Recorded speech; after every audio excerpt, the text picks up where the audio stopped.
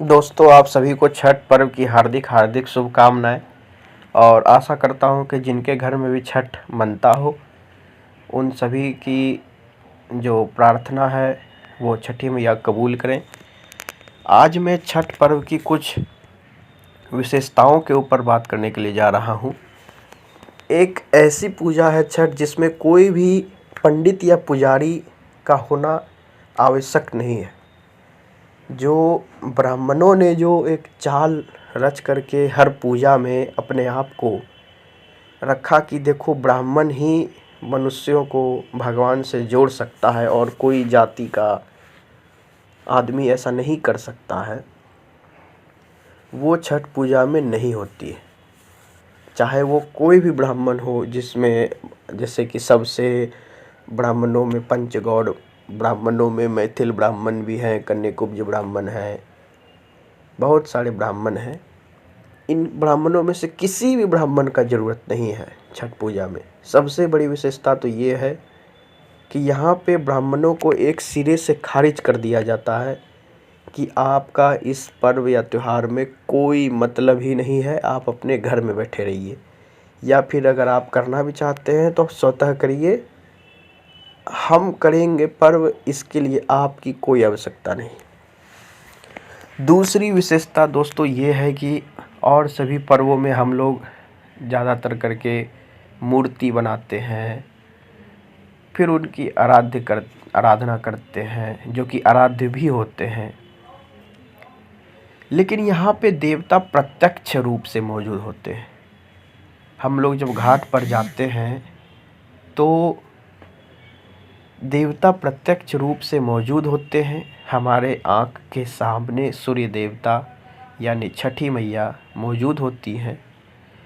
और एक चीज़ को जिसने मोदी जी भी कहा था कि उगते हुए सूरज की तो सभी कोई पूजा करते हैं। सूरज उग रहा है, इसका तो सभी कोई पालन करते हैं कि हाँ भैया सूरज उग रहा है, चलो उगते हुए सूरज की पूजा करो। लेकिन डूबते हुए सूरज की पूजा करना ये केवल और केवल बिहार और बिहारी में ही देखा जा सकता है। पूर्वी उत्तर प्रदेश के कुछ ज़िलों में भी मनाया जाता है, लेकिन उस तरीके से नहीं जिस तरीके से बिहार में मनाया जाता है। सबसे बड़ी बात, जो व्रती होती है, जो व्रत रखने वाली होती है, वो किसी भी जाति समुदाय से परे होती है। एक ये भी आप विशेषता देख लें, तीसरी या चौथी विशेषताएं है ये। जो व्रती होती है वो कोई किसी भी जाति से हो सकती है। इसमें जाति के नाम पे कोई भेदभाव नहीं है।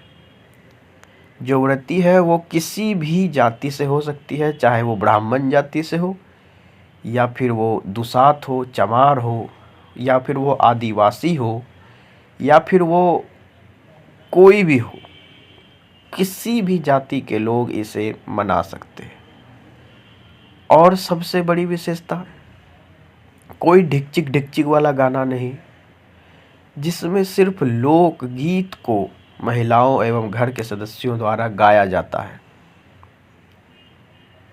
यहाँ पे कोई भी जो लोकगीत भी बनते हैं तो उसी लोकगीत को थोड़ा सा एडिट मॉडिफाई करके, थोड़ा सा ये करके, कंपनियां जैसे टी सीरीज़ है, जैसे जल बीच खड़ा हुए पवन सिंह का गाना है, और भी अनुराधा पौडवाल की, शारदा सिन्हा जी की, इन सभी की जो गीतें हैं ये सभी को रिलीज करते हैं ये लोग, लेकिन रहता है वो लोकगीत ही।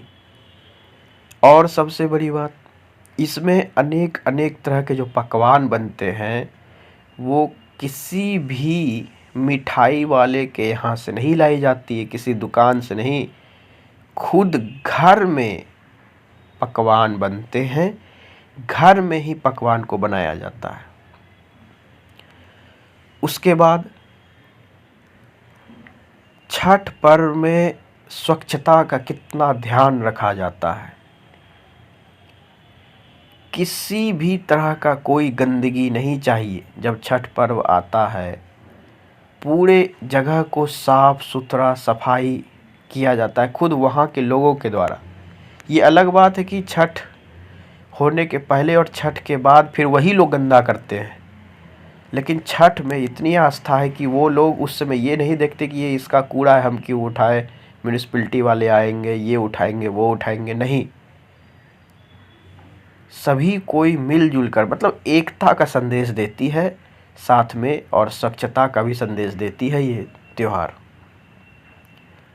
घाट पर भी, जब आप घाट पर भी जाते हैं, कोई ऊंच नीच का कोई भेदभाव नहीं करती ये पर्व। इस पर्व में घाट पर किसी भी तरह का ऊंच नीच का भेदभाव आपको नहीं दिखता है कि ब्राह्मण जाति का है तो वही पहले करेगा, पुरोहित है वही पहले करेगा, बाकी सब बाद में खाएंगे, बाद में करेंगे, बाद में पूजा करेंगे। ऐसा कोई ज़रूरी नहीं है, सभी कोई बराबर है वहाँ पे। और सबसे अंतिम बात है कि इसमें अमीर गरीब की कोई बात ही नहीं है कि वो अमीर है वो गरीब है। गरीब अगर छठ कर रहा है तो उसका प्रसाद ग्रहण अमीर भी कर सकता है, अमीर कर रहा है तो गरीब भी उसका प्रसाद ग्रहण कर सकता है। तो इसी तरीके की जो बात है ये केवल और केवल आपको छठ पर्व में देखने को मिलेगी।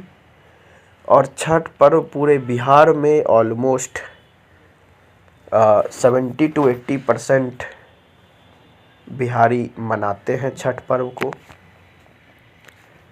धीरे धीरे बिहार में भी लोग अब थोड़ा कम कर रहे हैं छठ को मनाना, लेकिन अभी भी छठ को मनाने वालों की संख्या 70 to 80% है, जो कि पहले 90% हुआ करती थी। और छठ पर्व की जो शुरुआत हुई है वो अंग प्रदेश से ही हुई है। कर्ण ने छठ की शुरुआत की थी, और भी इससे शुरुआत होने से बहुत सारी कहानियाँ मौजूद हैं, लेकिन सबसे एक्सेप्टेड जो थ्योरी है वो यही है। और इसी के साथ इस वीडियो को मैं समाप्त करता हूँ। जय हिंद, जय भागलपुर, जय प्रदेश, अंगिका भाषा जिंदाबाद।